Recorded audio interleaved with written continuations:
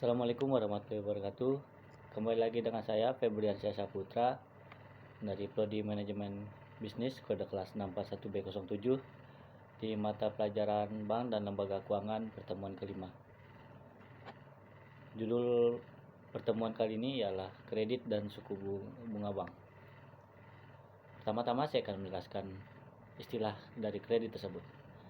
Kredit perbankan atau yang kita ambil kata kredit itu berasal dari kata credere atau bahasa Latin yang berarti percaya.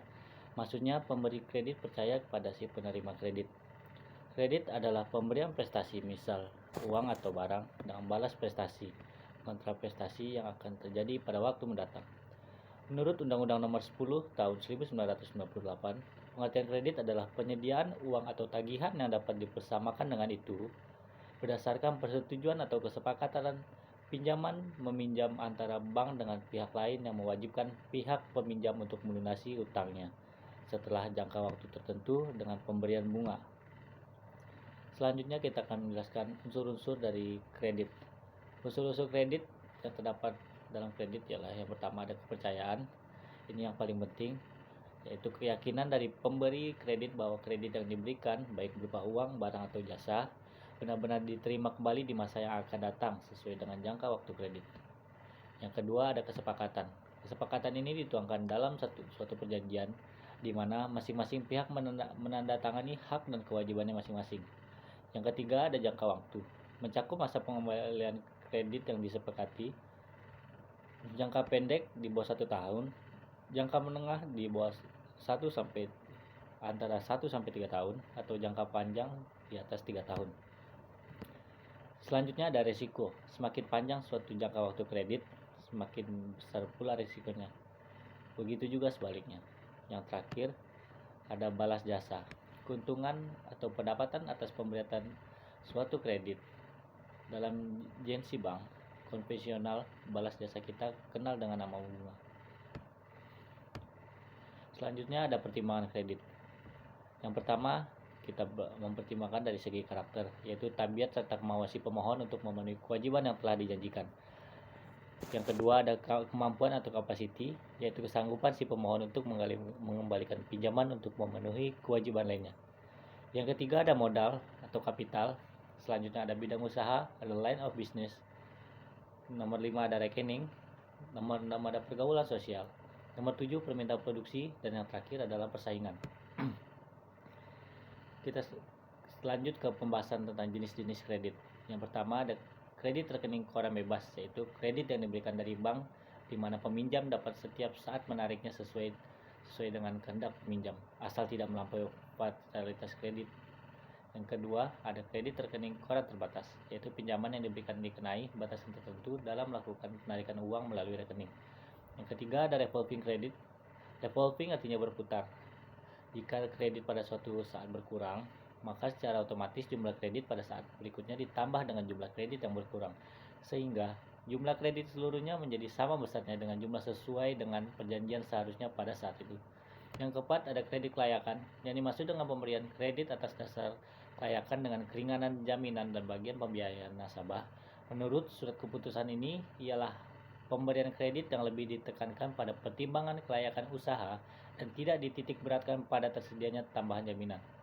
Yang kelima ada kredit investasi, yang merupakan fasilitas pinjaman yang diberikan dalam jangka pendek, menengah, dan jangka panjang untuk membiayai capital goods seperti pendirian pabrik, perluasan, perbaikan perusahaan, dan pembagian mesin. Yang keenam ada kredit antisipasi pada emiten.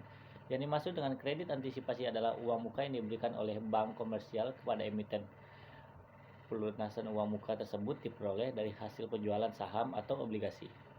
Yang ketujuh ada kredit ekspor, yaitu jenis pembiayaan oleh bank yang diberikan kepada nasabah guna membiayai kebutuhan modal kerja dalam rangka memproduksi barang-barang yang akan diekspor. Yang kedelapan ada kredit sindikasi, yaitu sebuah teknik pembiayaan yang kini diminati oleh kalangan perbankan dalam usaha menjaga pelampauan batas maksimum pemberian kredit serta dalam rangka sharing risk. Selanjutnya ada kredit macet. Apa sih kredit macet?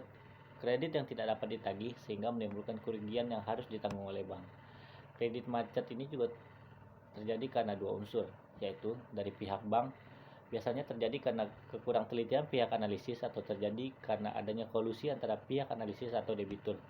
Selanjutnya kombinasi, gabungan dari rescheduling, reconditioning, adanya unsur ketidaksengajaan. Penyelamatan kredit macet dilakukan dengan cara rescheduling, memperpanjang waktu kredit, atau restructuring, penstrukturan ulang. Yang terakhir ada penyitaan jaminan bunga bank. Dapat diartikan sebagai jasa yang diberikan oleh bank yang berdasarkan prinsip konvensional pada nasabah yang membeli atau menjual produknya. Karena bunga juga dapat diartikan sebagai harga yang harus dibayar pada nasabah yang memiliki simpanan, dengan yang harus dibayar oleh nasabah pada bank nasabah yang memperoleh pinjaman. Yang terakhir ada suku bunga bank. Bunga bank yang diberikan pada nasabah dibedakan menjadi: yang pertama ada bunga simpanan. Bunga yang diberikan sebagai rangsangan atas balas jasa bagi nasabah yang menyimpan uangnya di bank. Yang kedua ada bunga pinjaman. Bunga yang diberikan kepada para peminjam atau harga yang harus dibayar oleh nasabah peminjam kepada bank. Faktor-faktornya ialah ada kebutuhan dana, ada persaingan, kebijakan pemerintah, target laba yang diinginkan, jangka waktu pinjaman, kualitas pinjaman, reputasi pinjaman, produk yang kompetitif, hubungan baik, dan yang terakhir ada jaminan pihak ketiga. Komponen-komponen dalam menentukan bunga kredit diantaranya ada total biaya dana, cost of fund, ada biaya operasi, ada cadangan resiko kredit macet, laba yang diinginkan, pajak yang menjadi kewajiban yang dibebankan kepada pemerintah pada bank yang memberikan fasilitas pada para nasabahnya. Yang terakhir ada jenis pembebanan suku bunga kredit. Yang pertama ada sliding rate. Sliding rate ialah pembebanan bunga setiap bulan dihitung dari sisa pinjamannya, sehingga jumlah bunga yang dibayar nasabah setiap bulannya menurun seiring dengan turunnya pokok pinjaman. Selanjutnya ada flat rate. Flat rate adalah pembebanan bunga setiap bulan tetap dari jumlah pinjamannya. Demikian pula pokok pinjaman setiap bulan juga dibayar sama, sehingga cicilan setiap bulan sama sampai kredit tersebut lunas. Yang terakhir ada floating rate. Floating rate ini jenis yang membebankan bunga dikaitkan dengan bunga yang ada di pasar uang, sehingga bunga yang dibayar setiap bulan sangat tergantung dari bunga pasar uang pada bulan tersebut. Sekian dari saya pembahasan tentang kredit dan suku bunga bank. Apabila ada yang kurang tolong ditambahkan. Wabillahi taufiq walhidayah. Assalamualaikum warahmatullahi wabarakatuh.